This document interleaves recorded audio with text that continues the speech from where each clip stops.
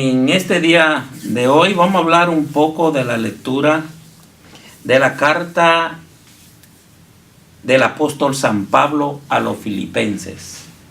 Vamos a hablar de esta lectura porque se va a tratar del Domingo de Ramos y como todos y cada uno de nosotros sabemos que ese día se usa el Evangelio y es el Evangelio narrado.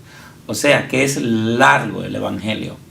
Y por lo tanto vamos a concentrarnos nosotros en la segunda carta del apóstol San Pablo a los Filipenses, que es la segunda lectura del día de ese domingo. Y dice en el nombre del Padre, del Hijo y del Espíritu Santo. Amén. Dice, Cristo, a pesar de su condición divina, no hizo alarde de su categoría de Dios. Al contrario, se despojó de su rango y tomó la condición de esclavo, pasando por uno de tantos. Y así, actuando como un hombre cualquiera, se rebajó hasta someterse incluso a la muerte, y una muerte de cruz. Por eso, Dios lo levantó sobre todo y le concedió el nombre sobre todo nombre. De modo que al nombre de Jesús, toda rodilla se doble en el cielo, en la tierra, en el abismo, y toda lengua proclame: Jesucristo es Señor, para gloria de Dios Padre. Palabra de Dios. Cuando pensamos en esta lectura, tenemos que pensar en varias cosas. Primero, como dice la palabra, que Cristo, a pesar de su condición divina, no hizo alarde de su categoría de Dios. Esa es la primera parte que nosotros tenemos que ver. Porque con esta primera parte podemos ver la humildad de ese Dios que se despojó de todo para hacerse igual que nosotros. La otra parte que nosotros vamos a ver es a Jesús como hijo de María y de José. Qué lindo es ver a ese Jesús como hijo de María y José. Ver su historia, de a dónde viene. Y por tercero, ver a Jesús ya muerto en la cruz para dar el paso hacia esa resurrección que es lo que permite hoy en día que la iglesia exista, que la iglesia esté en un peregrinar, que cada uno de nosotros, como parte de esta iglesia, vamos a responder también a ese llamado que Jesús nos ha hecho a través de la muerte de esta cruz, que tuvo en esta cruz, a través de su muerte que significa mucho para cada uno de nosotros. Pues bien, vamos a hablar de la primera parte. Jesús, la primera parte habla de un Jesús que era Dios y que dejó su trono para venir a morar con nosotros, para venir a rescatarnos a cada uno de nosotros. Porque eso fue todo lo que hizo Jesús.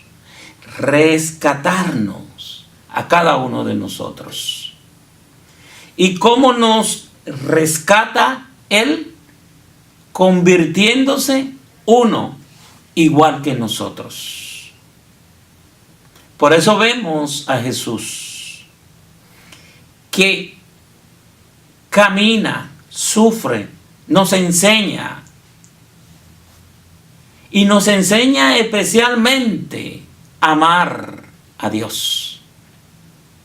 Y vemos a Dios a través de su propia persona, porque Él es que nos hace a nosotros reconocer quién es Dios. Nos lo deja ver en su amor infinito hacia nosotros, nos lo deja ver de la manera como Él se comportó con nosotros, que nos sanó, nos purificó, nos llenó de su gracia. También nos lo deja ver en su perdón, que Él mismo nos ofreció a cada uno de nosotros en su momento de estar caminando aquí junto con todos nosotros. Qué lindo es ver cuando uno va a Jerusalén, donde vivía Jesús y María. Es lindo ver donde Él vivía y podemos ver que era como quien dices, o no como quien dices, sino vivía en una cueva. Imagínense en ese tiempo, en una cueva. Por eso dice la lectura, en una parte dice, vayan que Jesús los está esperando camino a Galilea. Eso es una, ¿verdad? Galilea era en ese entonces un pueblo pobrecito. Allá los espero, dice Jesús, camino a Galilea. En otra parte dice, ese no es el hijo de María y de José. Ese no es el hijo de María y de José. Como quien dice, esos no son los pobrecitos que viven allí en ese pueblecito de Galilea. Imagínense usted. Fíjese cómo Jesús viene a este mundo. Se despoja de todo para dejar ver su propia pobreza ante todos nosotros. Segundo, vemos que cuando mencionan a Jesús y María, como yo le estaba explicando, es como quien dice, este no es el hijo del carpintero, o este es el carpintero. Porque supuestamente, si era hijo de José, tenía él que saber la carpintería también. Como quien dice, ¿quién es este para venirnos a enseñar a nosotros aquí en la sinagoga? ¿Quién? ¿Verdad? Entonces San Pablo aquí lo está poniendo, ¿verdad?, como el Señor de los señores. ¿Y por qué el Señor de los señores? Porque Jesús, en verdad, fue tratado como lo peor en aquel entonces. Imagínense, muerte en una cruz, lo peor que existía en aquel entonces. Y desde ahí, desde ese momento, en la muerte de una cruz, dice que Jesús resucita. Se despoja de todo primero. Y se despoja, o sea, no solamente llegó a la pobreza, sino que también fue muerto como un cualquiera en la cruz. Pero gracias a ese momento, hoy nosotros podemos tener vida. Hoy nosotros podemos asegurar, como dice San Pablo, Jesucristo es el Señor. El Señor en la cual nosotros tenemos que arrodillarnos ante Él.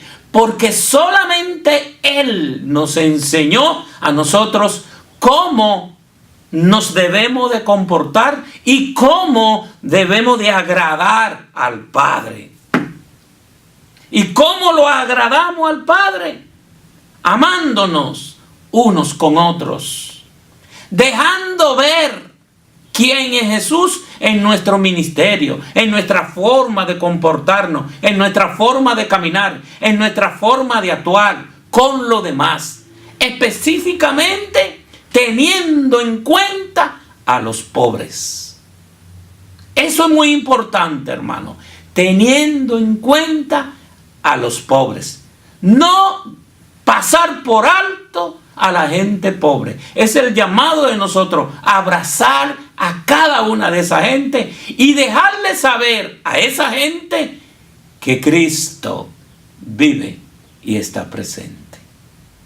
Que Cristo está atento a cada uno de nosotros para Él abrazarnos en el momento que nosotros demos el paso de abrazarnos con Él.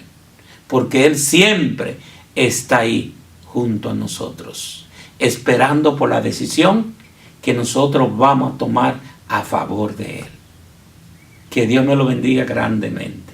Pero ahora quiero tomar el momento, ya que estamos en el tiempo de nuestro congreso, para invitarle a usted a que participe con nosotros en nuestro congreso que vamos a tener en Holy Trinity High School. Holy Trinity High School, que queda en la Division y Noble. Ahí vamos a estar este sábado, precisamente este sábado, que va a ser el sábado del Domingo de Ramos por la tarde. Y vamos a estar ahí. Y en este congreso se va a tratar de la misericordia del Señor.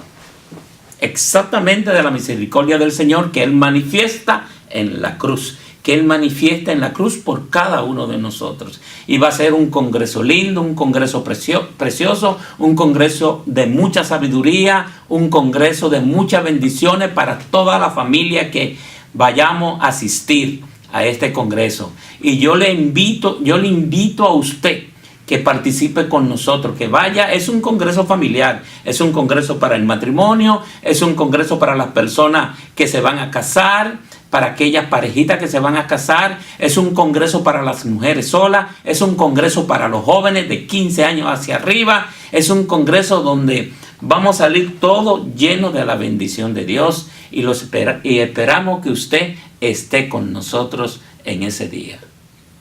Gracias por escuchar.